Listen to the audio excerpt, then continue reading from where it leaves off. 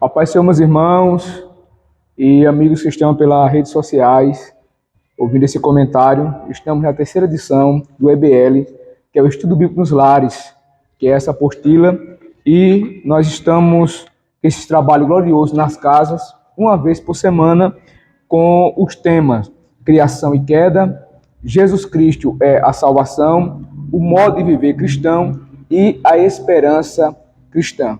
E nós iremos comentar a lição de número 3, que fala sobre o modo de vida cristã.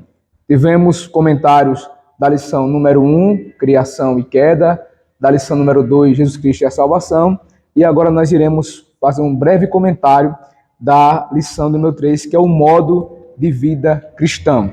Esse tema, ele tem 4 tópicos, que é o primeiro, que é livre do pecado, parte 1, livre do pecado, parte 2, temos também falando sobre a santidade, serviço perante na presença do Senhor e amor, e por último, a unidade da fé e a unidade da família. Pois bem, meus irmãos e amigos que estão prestigiando o EBL, que é Estudo Bíblico nos Lares, quando trata do livre do pecado, parte 1, vai falar justamente no livro de Romanos, capítulo 6, do versículo 1 ao 14, que o apóstolo Paulo vai tratar que a pessoa, quando recebe o perdão de Deus dos seus pecados, ele começa a viver uma novidade de vida. Ele morre para o pecado, é livre totalmente do pecado, propriamente dito, como diz lá em João, capítulo 8, versículo 32, e conhecereis a verdade, e a verdade vos libertará, e torna-se uma nova criatura em Cristo Jesus, como diz lá em 2 Coríntios capítulo 5 e versículo 17, que diz que quem está em Cristo Jesus, nova criatura é. As coisas velhas se passaram e eis que tudo se fez novo. Então a pessoa tem esse encontro real com Cristo Jesus e, como diz em Romanos 6:4, a pessoa passa agora a viver em novidade de vida. Isso aqui é o livre de pecado, parte 1. O tópico 2, que fala o livre do pecado, parte 2, vai tratar justamente um complemento, que é a graça de Deus, que liberta o homem do pecado. É bem importante frisar para vocês, meus irmãos e amigos, que a graça liberta o homem do pecado, né? E não no pecado. Então esta graça, ela começa a reinar na vida do ser humano, e reinando na vida do ser humano, o homem começa a ter um novo senhorio em sua vida. O que é isso? É Cristo Jesus tomando conta da vida do ser humano. E Paulo vai dizer em Romanos 6, que é muito lindo, dizendo isso, que agora os seus membros, que antes servia ao pecado, vai agora servir a Deus, servir por justiça. Um exemplo das nossas próprias bocas, dos nossos lábios, né? E vamos começar agora a ter um cântico novo em nossa boca, como disse Salmos. Vamos começar a adorar o Senhor, louvar o Senhor com nossas bocas, pregar o Evangelho. Então, os membros do nosso corpo vai agora servir a Deus, né? O homem velho foi morto do pecado e estamos vivendo essa novidade de vida pela graça em Cristo Jesus. Como disse Paulo, já não podemos viver no pecado se estamos mortos para ele. Então, mortos para o pecado, louvado seja Deus, pela graça, começamos a viver essa novidade de vida, que é o livre do pecado, parte 2, está lá em Romanos, capítulo 6, versículo 15 ao versículo 23. Meus queridos, e dando continuidade, aí vai nos falar desse modo de viver cristã, sobre a santidade. E o modo de vida cristã é também uma vida de santidade. Isso quer dizer que a pessoa passa agora a ter uma vida consagrada, separada para Deus, né? Separado de quê? Do mundo, para viver exclusivamente para Deus.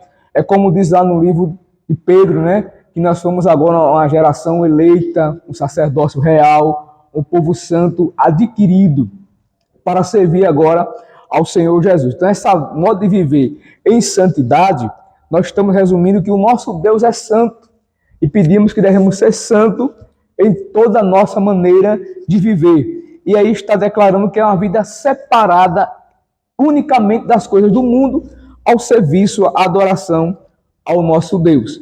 Completando já aqui esse terceiro tópico, falando sobre o serviço, que nós somos chamados também para servir uns aos outros, servir a igreja, servir aos irmãos. Quando Cristo Jesus, em João 13, ele ali pegou uma bacia de água e começou a enxugar os pés dos discípulos, ele demonstrando que nós devemos servir também uns aos outros, vivendo essa unidade, que é o modo de viver cristão, em serviço um para os outros, da mesma forma em amor. Ele disse que nós somos conhecidos como seus discípulos se amarmos uns aos outros. João também, capítulo 3, versículo 34 e 35, vai nos tratar sobre este amor, que nos fala em João, 1 João 4:8, que o nosso Deus, ele é amor, né? Nosso Deus, ele próprio é amor. Então, quando amamos, estamos dando ao próximo, né, o próprio Deus, mostrando o amor de Deus um para com os outros. E para nós concluirmos, fala sobre a unidade da fé.